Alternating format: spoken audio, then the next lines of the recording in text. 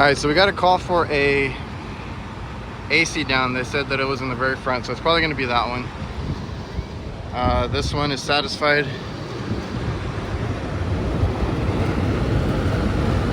That's hardly blowing any air, but it's throwing hot air out. So this one's working. I don't think the blade's on right, or it's too far down and needs to be brought up. But I've never worked on this one, I don't think. And we got this unit that's buzzing. Okay, bad motor is one.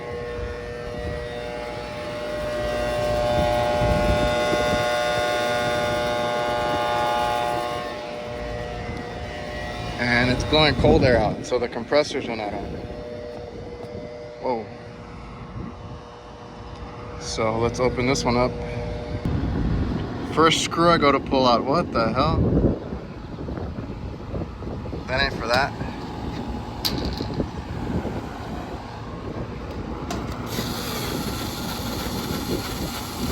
Oh, that's all they put. That's what happens when you strip out your holes.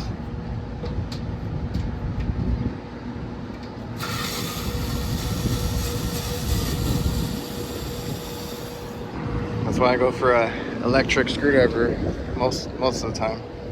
Unless I got like 100 screws removed. Then I grab the impact.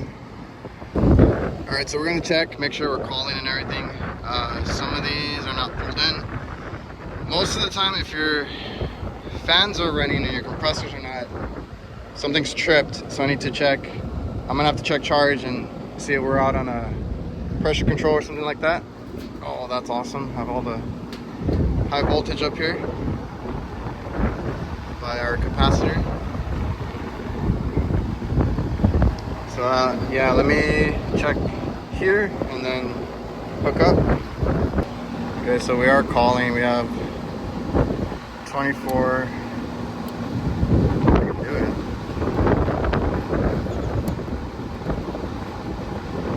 We have 24. And then we have a Y1 call. So we have a Y1 call, and we should have a Y2.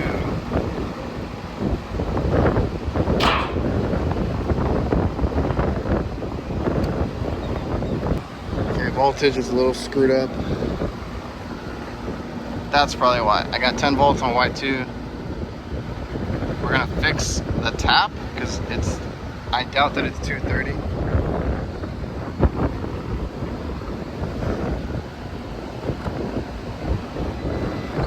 We are 205, so we're losing voltage on the second stage, so we'll correct that too. But we are calling for Y1 and nothing's on, so let's check if something's tripped. There's a cat bandit that came through. Wow, guys, absolutely nothing on both systems. So we are flat. This one looks like it might have been leaking,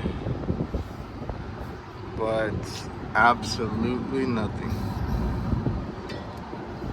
That's that one, and then this was the other one.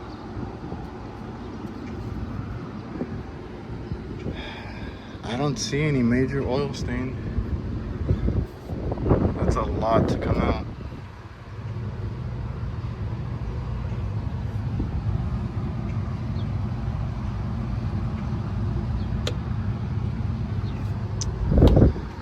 So we're gonna have to pressurize both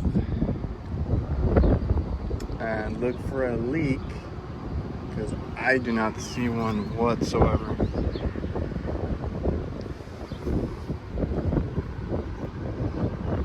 Other than maybe this fitting here, which I don't think lost the whole charge.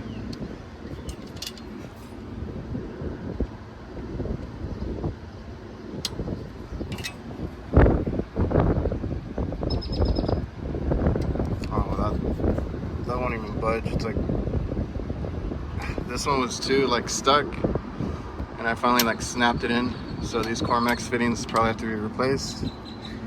Anyway, I can't even get on that one. So we're gonna have to pressurize both systems. This one's obviously had a leak before and it was capped with a T.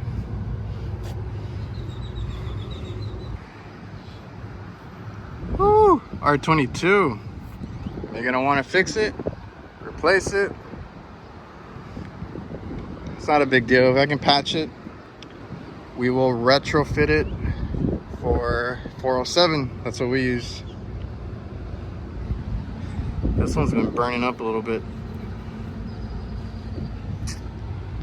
Let's see what we can do. Okay, we pressurized this one. And I can hear something.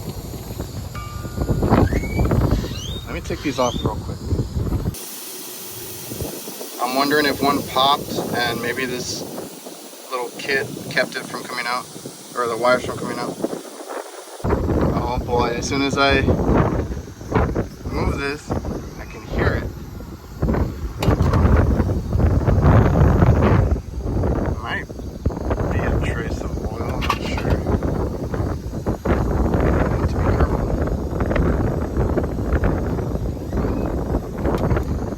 Let's go ahead and shut this off. Release the pressure so I don't get it on my face or anything. And let's take a look at these pins. Alright, so I released all the nitrogen that I had put in just to make sure it doesn't pop out on me. And let's take a look at these pins.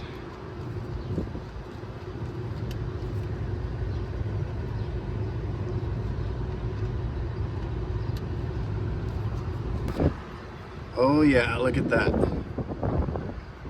That's cracked. Let's just take a look at it real quick. It's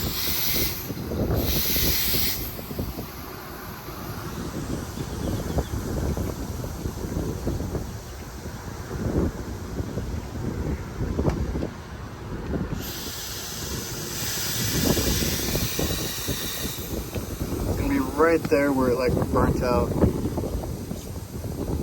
Hard to catch it. It's such a big leak.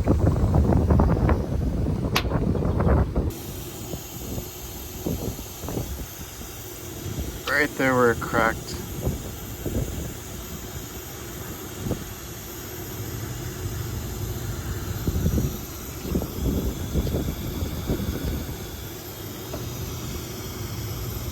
Bam.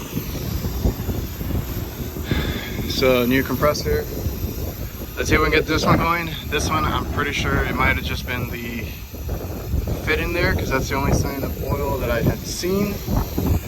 Pop this off just to take a look. We have no cracks in this one.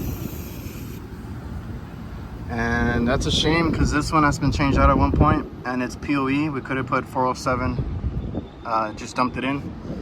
This one is mineral oil, so I'm gonna have to use a conversion for the oil.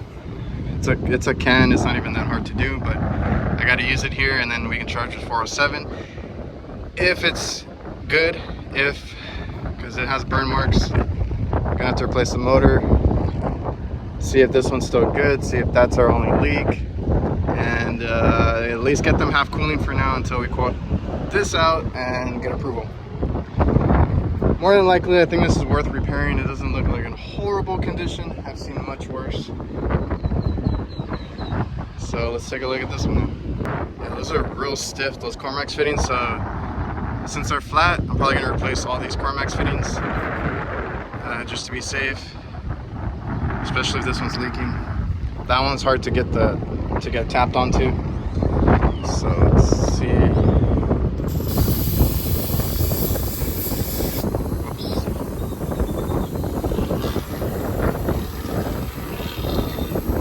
Okay, nothing yet.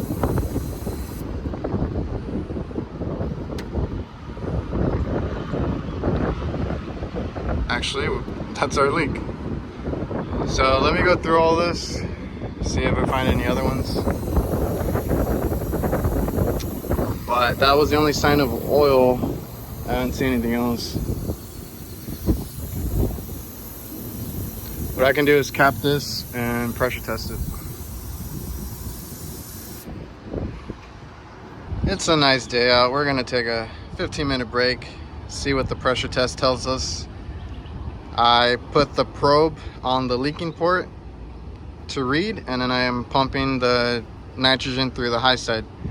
So right now we're at about 150 psi, and basically since I have both ports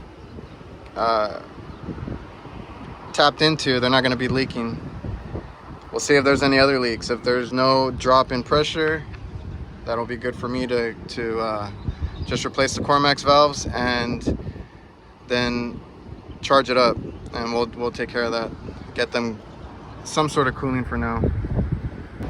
Actually, while I'm taking that break, I'm going to remove this bad motor out, see if I have one on me, and then, which I hope I do. I just used a whole bunch though. And then if everything goes well, then we'll put the new one in. This one was okay. It's been replaced before. But we're holding after 5 minutes. And those are all getting replaced. They are blacker than hell.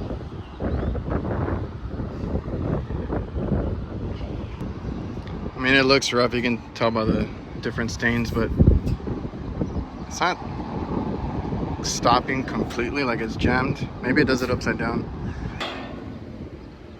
Yeah, it kind of spins freely, so I just double checked because that capacitor looked really bad.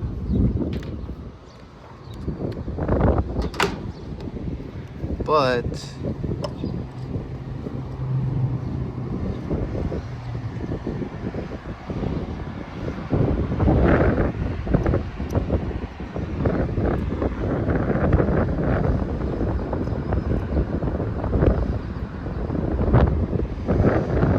on both sides, I still get over 9, and it's a 10 microfarad capacitor. So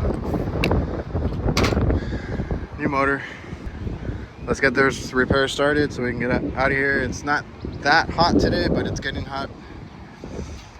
No more easy calls. It's all these multiple offender, big deal type thing, recovery. Well, this one I don't have to recover, but vacuum, pressure test, all that. All right, and this is only for the guys that comment, just replace the Schrader. This is a Cormax fitting. I hate these. You have to unscrew it. Now, I learned my lesson from the last time. It's kind of a weird...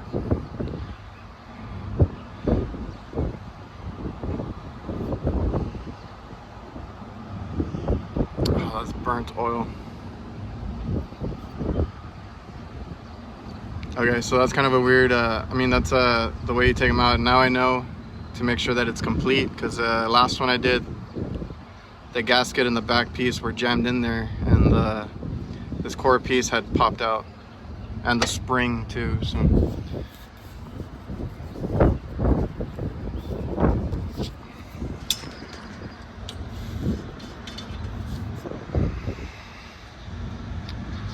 So damn it, this thing, the oil burnt. All right. Let's clean it up. Alright, so I was debating what to do here, but if I test out the compressor, doesn't sound good, and you saw the oil is burnt out. So what we're gonna do is I'm still gonna get it going, but it's not worth saving. We're gonna write up 2 compressors, repair, you know. I'm not gonna worry about the oil today. I'm gonna add a supercharged oil converter that I need to add for the refrigerant, because we're gonna go to 407C, and this is not a POE oil anyway. So we're gonna do that, run it, and see if it cools. Replace the motor, just because we're here already. I need to replace those cores anyway, and then give them the option of replacing both compressors, maybe even one at a time, or getting a new unit. So there's a good chance I'll opt for the compressors. So we're gonna keep it going. And you can tell that it's had burnout issues, overheating issues by that right there, that color right there, and obviously the oil coming out right there. But yeah, we'll worry about that when they tell us what they want. All right, so I just need to torque these down real quick. Got my torque wrench.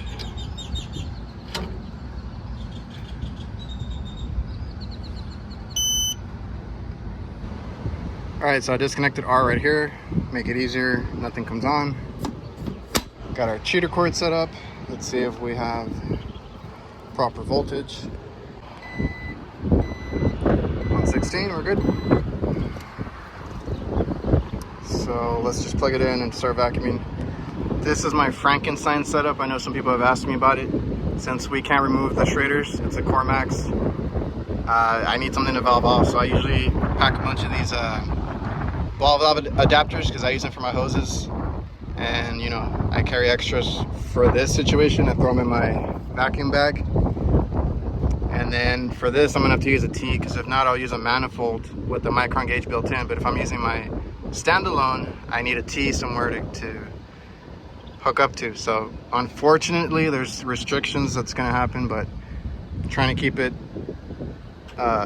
as optimized as I can, because I got the big hoses on it, so, and the big vacuum, 8 CFM. So let's go. I know this oil is gonna get dirty. It's whatever at this point. Let's see if it works, and then we'll quote out all the repairs that they need, and then when I get approved, we'll clean it up. Alright, so I had to take a break because there was a loud ass train going by that was just honking or whatever you call it all the way through. So the oil actually doesn't look that bad, but I'm gonna change it out while we're here. Well, let's empty it out. Quick oil change on the fly with this.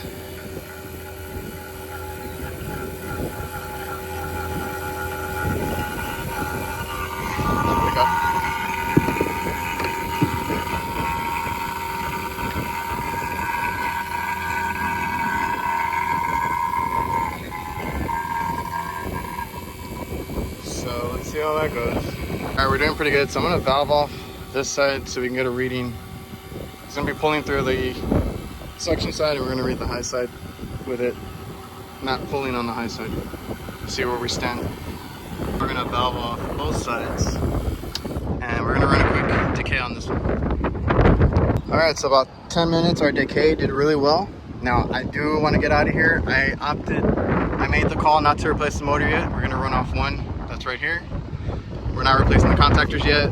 That's all gonna get quoted together with the compressor. New dryers, well, 2 new compressors, dryers, flushing out the system and all that. We have a storm warning, so I need to get out of here before it doesn't look like it's, well, there's a cloud over there, crap. So I'm gonna try and rush through this a little bit, and all we have to do is charge it up and then get everything down. This is an R22 system, about 7 pounds roughly. I don't have my scale because you can only use about 80% of 407C of the max charge if you're replacing R22. So we are going to push through a few pounds and then take it off, put our probes on, and just make sure it's charged to cool. And that's gonna be it for this one. So the wires for the motor disconnected, tie strapped. Wires for that compressor, that's no good, disconnected. Let's see if we can get a call. Nope, put a little bit of Freon in, it won't pump. So 2 new compressors. Thankfully I didn't get too deep into it. We just did the fittings in the vacuum and a little bit of Freon, so condemning the unit, or at least the compressors, see what they want to do.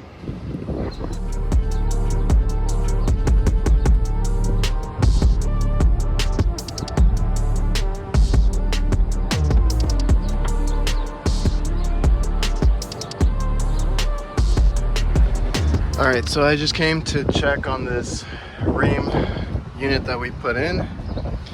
Now, I didn't record when we did it. I did have a little short, I might post it.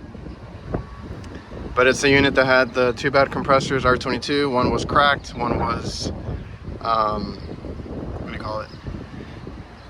Not pumping. It sounded like rocks inside. So, I guess I'll add this to that video. So we got the new unit. It's just a bigger single stage. So I would have preferred he ran it through the outside. I didn't talk to him. We had Sparky come in and rewire everything because the old unit was also ran like this, but not as neatly, and it just, the wiring, we couldn't take it out. We had to cut it. Whatever was ran through was stripped, so it was a mess. And I didn't record it because we were rushing because the crane got here early. We didn't have much time to deal with that.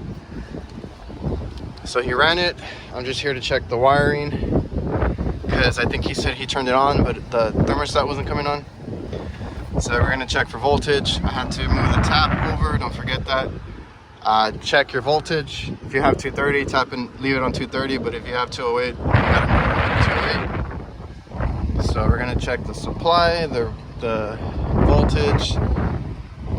He has it hooked up here to Y1. All right, so I verified my voltage there. The wiring looks okay. Let's see what happens here. Make sure we got 24 volts.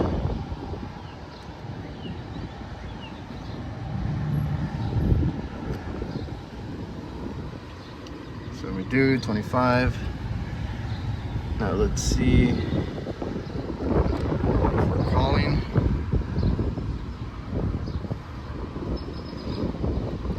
So we're not calling. I think that thermostat might be out. So let me go downstairs and check that. All right, so just double checking going down. I went down there right now and I don't have 24 volts. So going down, we do have 25 volts, and I double checked. It is blue and red that they're using down there. But we're not getting anything back because the thermostat's blank, but I have no power to it, so I'm not gonna replace it because we need to fix the power issue first. So I do know that Sparky bypassed or jumped it out. Everything turned on and it's fine, but I don't see him leaving anything bypassed here. I'm not sure how this wiring is gonna turn out. Hopefully it's good.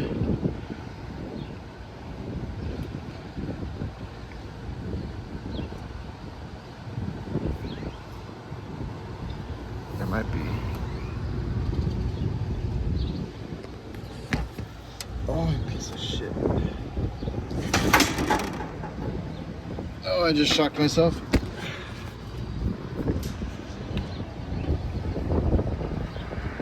On the 208, not on the 24. That hurt.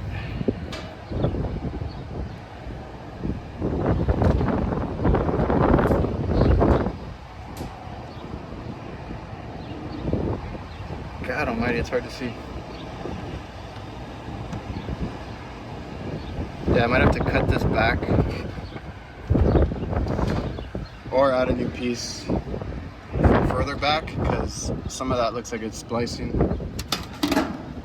So we'll redo that. But I need to verify if I have to rewire the attic because, like I said, I'm not getting 24 volts. So this whole, I think this is the old wire. All of this might be bad, so I need to double check. But there is a family down there, and I do not want to be taking off ceiling tiles while they're eating. So I'm gonna wait a little bit. It is already 5, so I don't want to be here too long. If that family doesn't leave, then I'm gonna come back in the morning when I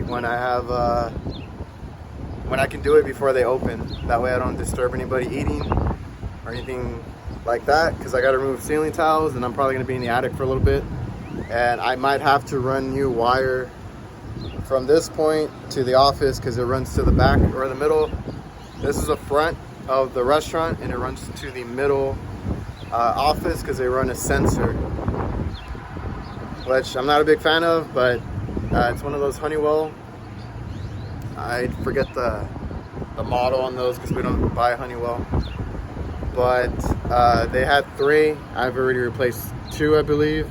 So this will be the 3rd one that they just give out, and they're all brand new. They didn't replace the units because there's some old ones over there, some old carriers. This was an old carrier, R22, but they remodeled inside, so they gave them new thermostats, and they try to put everything in the office. And I don't have any sensors, I don't think, or I might have one if I'm lucky. So I can run it if I need to, but preferably if we can save that Honeywell, because I think all it is that we're losing power. And if we get power to it, it runs, and you know, we'll be fine. I don't have to change anything out, but except maybe the wiring, but that's not a big deal. The ceiling's not that hard to go through. So Sparky hooked it up with an outlet. So we got an outlet there. This is not his fault. This is whoever ran some other communication stuff. They had the ground on the unit, and he put it back. I took it off when we changed it out, and I left it on the floor. Sparky put it back, so we'll wait a little bit. Once it gets to 5 and they're not done, I'm gonna get out of here, and I'll just come back in the morning. It's a dark brown thermostat. I think the one that we're hooking up to is a light brown. So it goes over there. The office is on that side. I gotta get in the office real quick. See what we're doing, what we're dealing with. So yeah, that's weird. I thought it was spliced in the attic, but it's not. It's just spliced here. I get voltage here, but this wire to the thermostat I don't. So I'm gonna have to start cutting wire and just seeing if I have voltage down there. But I have a feeling that this is probably gonna be damaged, and it's gonna suck to run because we just put this in and he already sealed everything.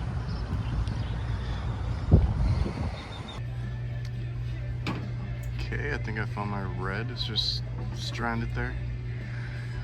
Let's try a different color then and cap that off. Alright, so something went off. I removed the red one. That one is broken going down. And I just went to the next closest color, orange. And then we're gonna check now orange to blue down at the thermostat, see if it turns on. And yeah, I thought they were gonna redo the thermostat wire, but I guess not, because we had a hard time pulling this out, and that's probably why the red wire broke. I just hope none of the other wires are broken. If not, then I got to replace the whole thing. We'll see.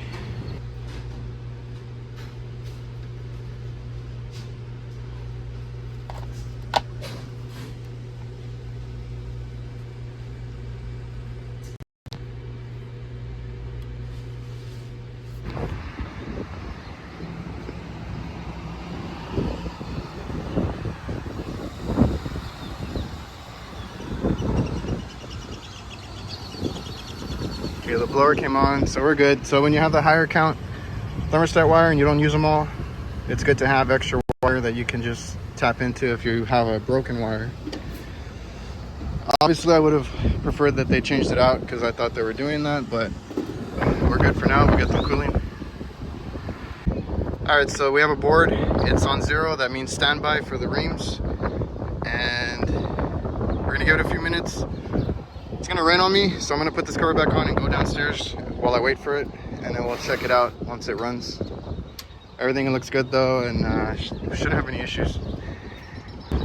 They also mentioned to me that they have exhaust issues, so if I can check the belts before I go down.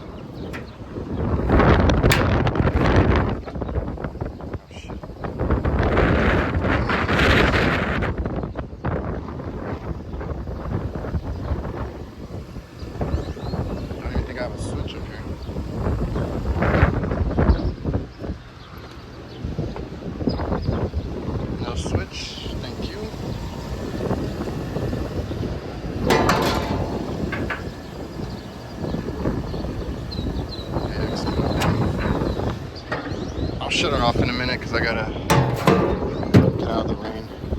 It's already starting to drizzle.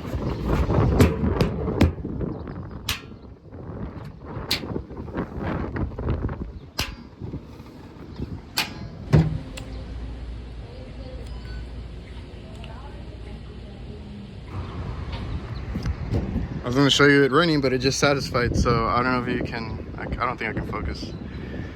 Line's sweating. It was 50 degrees out the vents. We're good.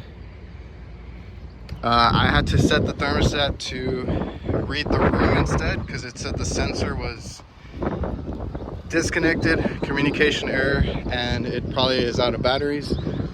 I don't know where they have the sensor. If I don't, well, I didn't see it in the wall or on the what do you call it, the ceiling, so it's probably in the deck, but I didn't quote for that. So we installed the unit, make sure it's working. I just have it set to the room. It's satisfied already, so it's fine. It's going to run on and off based on the office, and it's actually pretty cold in there, so I think they're fine for now. We will give a quote to put a new thermostat with sensor. I usually do that when the unit's really, or the thermostat's really old. So we didn't have to because they remodeled, or we didn't quote because they remodeled and they got all these fancy new Honeywell thermostats, but their sensor's not working. So I either have to look for it and see if it needs the batteries, or run a new thermostat that we provide with a sensor, and I usually hardwire it so we don't have these issues. And just quote for that. I still don't have, I didn't even get a request for the other call, so I'm not going to touch it. But the unit's working, it's cooling, it's cold in the room, cold in the dining, so we're good for now. It's running, installation is done. That's it for this. Hope you guys enjoyed the video. We had a couple of issues with the install, but it's working now. And if you haven't yet, please subscribe, like, comment, all that good stuff, and I'll see you guys.